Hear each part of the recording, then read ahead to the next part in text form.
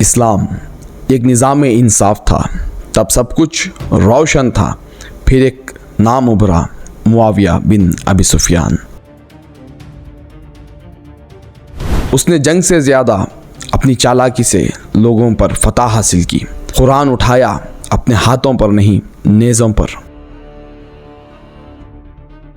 अमन की बात थी, लेकिन हर सुलह के पीछे एक नई चाल छुपी हुई थी। ये वो वक्त था जब खिलाफत ने पहली बार अपनी रूह को खो दिया और बादशाहत ने उसका लिबास पहन लिया। ये वो वक्त था जब खिलाफत बादशाहत में तब्दील हो गई और पर्दे के पीछे था बस एक नाम, मुआविया बिन अबी सुफियान। ये वो हकीकत है जिसके बाद में करबला की शुरुआत हुई। इस वीडियो के अंदर तुमना तमाम हक़ाइक़ से आगाह किया जाता है कि बादशाहत क्या है और खिलाफत क्या। इस वीडियो को पूरा देखो बिना स्किप किए और अपने दोस्त, अहबाब, रिश्तेदारों के साथ शेयर करो, क्योंकि ये अजर रिसालत। खुदाए वादहु ला शरीक की इज़्ज़त की कसम, रसूलुल्लाह की रिसालत की कसम, जनाब ज़हरा की तहारत और उनकी चादर की कसम, इमाम हसन की सखावत की कसम, मौला हुसैन अलैहिस्सलाम की शहादत की कसम, सैयदा ज़ैनब के सर से छिनती हुई चादर की कसम, मौला अब्बास से कटे हुए बाजुओं की कसम, गौसे पाक की गौसियत की कसम, सरकार गरीब नवाज की गरीब नवाजी की कसम, मेरे पीर व मुर्शिद शाह खलंदर शाह पीरा वली अल्लाह की विलायत की कसम खा बोलूँ। इतने बड़े कसमा खा अगर मैं झूठ बोले और बोले तो अल्लाह ताला गारत कर डालता। अगर ये किताब में से वो हदीस नहीं निकली जो चोर की सजा हो मिर्जा हुसैन खदरी की सजा।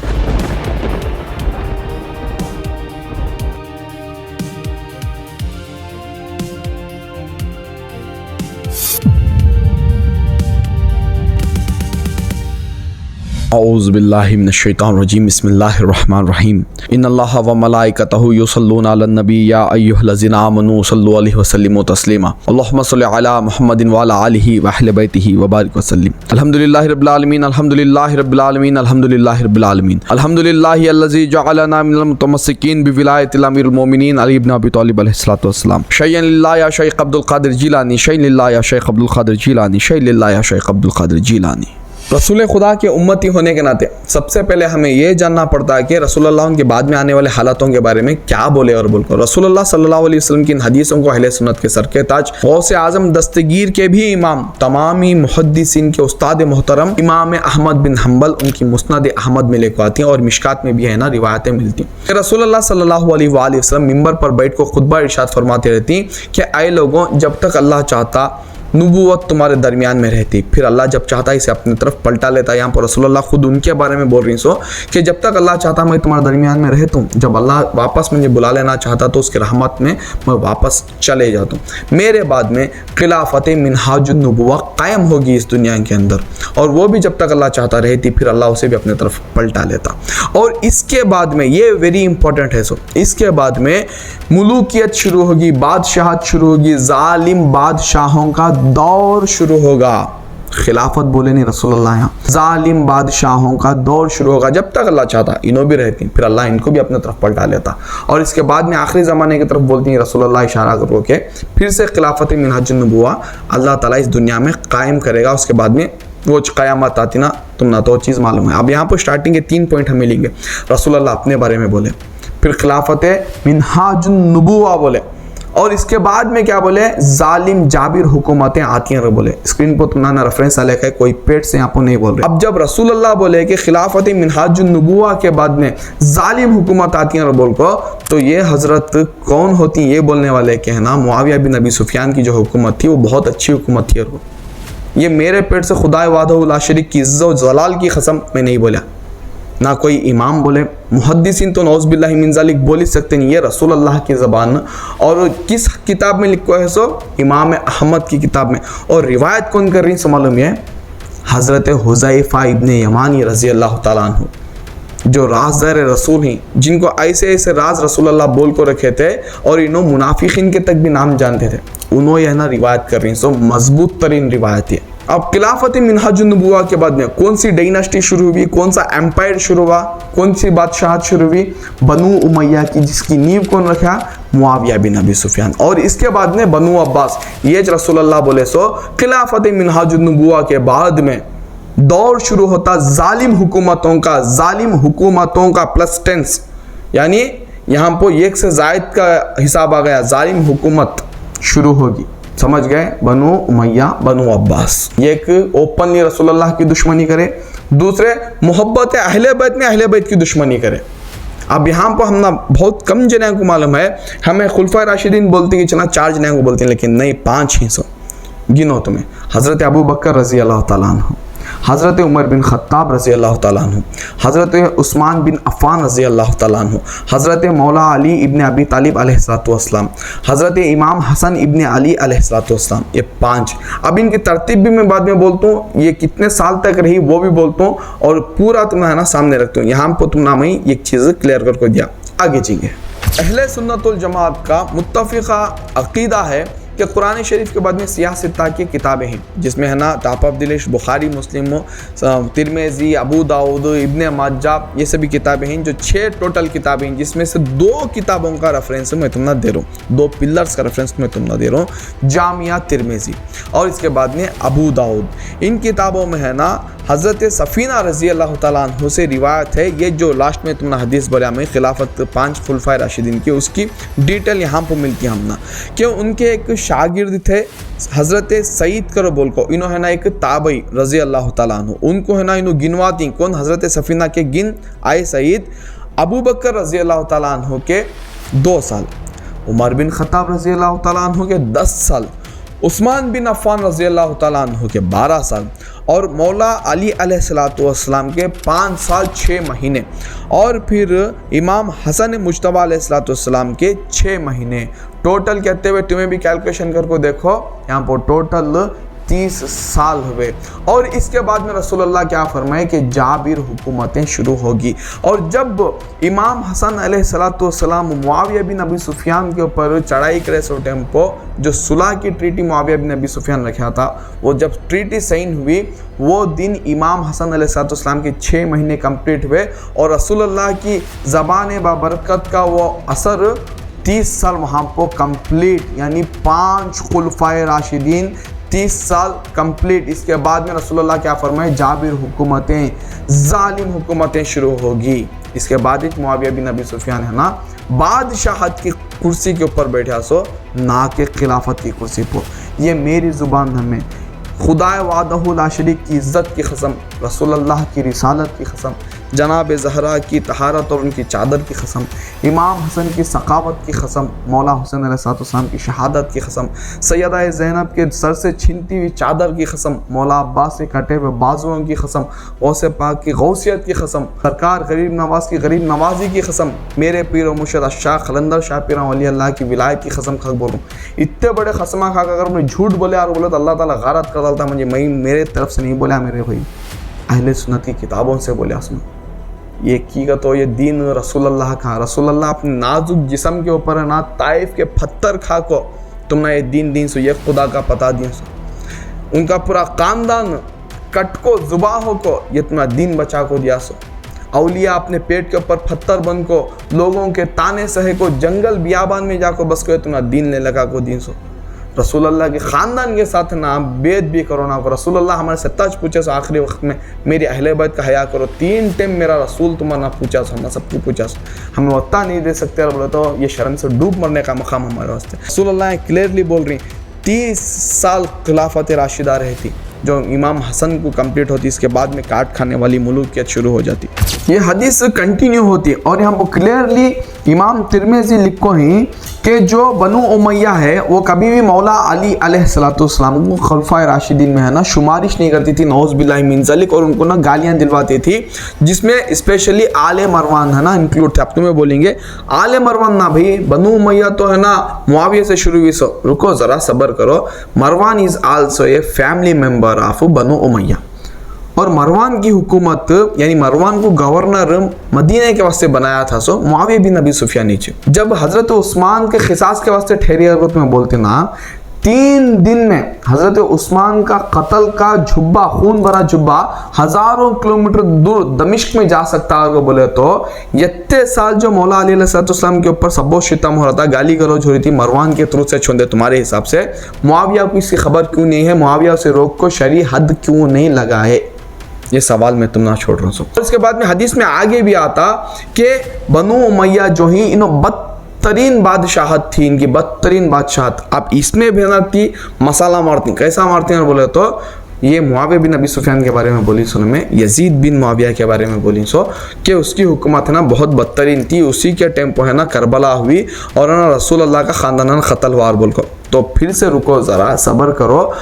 यजीद 960 हिजरी में और करबला हुई सो सन 61 हिजरी में।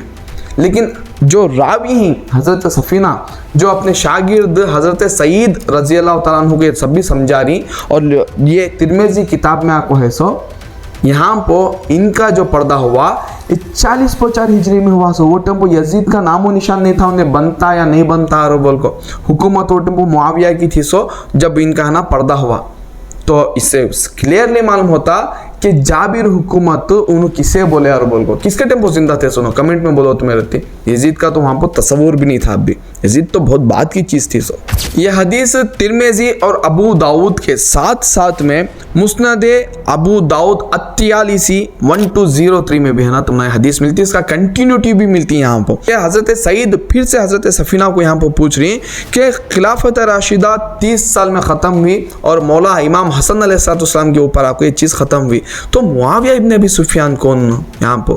तो उन्होंने फरमाती हैं हज़रत सफ़ीना रज़ी अल्लाह तआला अन्हु कि मुआविया सबसे पहला मुसलमानों का बादशाह था।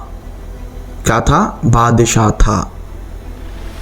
सोचने वाली बात है, ठीक है। अब ये भी तुम्हारा रेफरेंस बस नहीं हो रहा तो ये भी ले लो, अल मुसन्नफ इब्ने अबी शैबा 37157। ये पूरे तुमने है ना अहादीस के रेफरेंसेस में रखा सो, ठीक है। इसका और डिटेल तुमने जानकारी होना इन डेप्थ करो बोले थे ना, 3 वीडियोस उसके ऊपर बना खोमई तुमने है ना, वो सीरीज भी है। नहीं तुमने और ज़्यादा आसान होना बोले तो डिस्क्रिप्शन में उसका लिंक है, जाकर वहाँ से वो वीडियो तुम्हें ना देख सकती। अब एक ऐसी हदीस तुम्हारे सामने बोलने वाला हूँ मैं, वो भी कुरान के बाद में अहले सुन्नत के नज़दीक सबसे मोतबर तरीन किताब सही बुखारी से, कि मुआविया बिन अबी सुफियान है ना गुस्ताख था हज़रत उमर बिन ख़त्ताब का भी। तुम ना तो मौला अली से बुग़्ज़ पुरी हो गई, अब हज़रत उमर को तो तुम्हें चाहती रज़ी अल्लाह तआला अन्हु। सुनो अब, अगर ये किताब में से वो हदीस नहीं निकली जो चोर की सज़ा हो मिर्ज़ा हुसैन ख़ादरी की सज़ा, जिल्द नंबर 4 पेज नंबर 259 से 260 तक, हज़रत अब्दुल्ला इब्न उमर रज़ी अल्लाह तआला अन्हु रिवायत कर रही खुद दोनों। उन्होंने हज़रत उम्मुल मोमिनीन हफ्सा रज़ी अल्लाह तआला अन्हु जो हज़रत उमर बिन ख़त्ताब की बेटी और अब्दुल्ला इब्न उमर के बहनी, उनके घर को गए तो उनके सर के बालों से पानी के खतरा टपक रहे थे। मैंने कहा, यानी उन्होंने वहाँ पर बोल रही, आपने देखा कि लोगों ने क्या क्या किया, मुझे तो हुकूमत में से कुछ भी हिस्सा ही नहीं मिला। हज़रत हफ्सा फरमाती हैं, लोगों के इज्तिमा में शिरकत करो, वो तुम्हारा इंतज़ार कर रहे हैं। मुझे ये डर है अगर तुम्हें वहाँ नहीं दिखे तो ये इंतशार हो जाएगा, लोग इसे इख्तिलाफ समझेंगे, बगावत समझेंगे, तुम्हें फ़ौरन जाओ। मुआविया बिन अबी सुफियान आपका है, वहाँ खुतबा चल रहा, तुम्हें फ़ौरन जाओ। जब इन्हों जाती, बड़े इंसान के बेटे, बड़ी शख्सियत के बेटे, तो उनको वहाँ जगह देती, बैठती उन्होंने। फिर मुआविया बयान देते देते बोलता, इस खिलाफत के मौजू पर जिसको बात करनी है वो अपना सर उठाए। यकीनन मैं यानी मुआविया बिन अबी सुफियान खिलाफत का उसके बाप से भी ज़्यादा हकदार हूँ। नौज़ बिल्लाहि मिन ज़ालिक, अल्लाह अकबर। अब तुम्हें बोलेंगे हज़रत उमर की यहाँ पर काम बेद भी हुई, मैं एंडिंग में कंक्लूड करता हूँ। फिर पीछे हज़रत हबीब बिन मुसलिमा बोलती, इस वक्त आप कैसा चुप बैठ गए, जवाब देना था क्या तुम मुआविया को? तो हज़रत अब्दुल्ला इब्न उमर बोलती कि मैं इरादा करा कि अपने हाथ खोलूं और मुआविया से कहूं कि खिलाफत का तुमसे ज़्यादा हकदार वो शख्स है जिसने तुम्हें और तुम्हारे बाप को इस्लाम की सरबुलंदी के लिए जंग की थी, यानी तुम्हारे बाप से और तेरे से जंग की थी इस्लाम की सरबुलंदी के लिए। लेकिन मुझे ख़तरा लायक हुआ कि यहाँ पर कुछ हो जाएगा, शर पैदा हो जाएगा, तो मैं ना खामोश यहाँ पर बैठ गया, लेकिन मैं इरादा करा बोलने का। तो यहाँ पर क्लियरली मालूम होता कि हज़रत हफ्सा क्या बोले, उम्मुल मोमिनीन तुम्हें जाओ वहाँ, अगर नहीं गए तो लोग तुम्हारा नहीं देखे तो इख्तलाफ हो रहा है क्या कि खिलाफत के मामले में और क्या कि हो रहा है बोल को इख्तलाफ होता, पहले जो उन्होंने गए।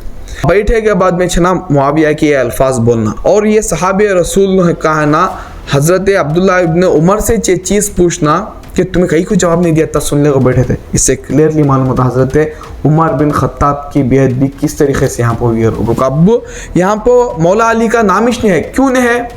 मैं बोलता हूँ देखो, इससे पहले है ना इमाम हसन अलैहिस्सलाम से सुलह की ट्रीटी साइन हो गई थी, जिसमें एक शर्त थी 5 शर्तों में से, जिसमें लिखा था कि मुआविया बिन अबी सुफियान अपने मर जाने के बाद में हुकूमत को शूरा के हवाले छोड़ देगा, किसी को नेक्स्ट बादशाह या खलीफा उन्हें हरगिज़ नहीं बनाना, उसका इस्लाम का नहीं, उसका खलीफा नहीं बनाना हरगिज़।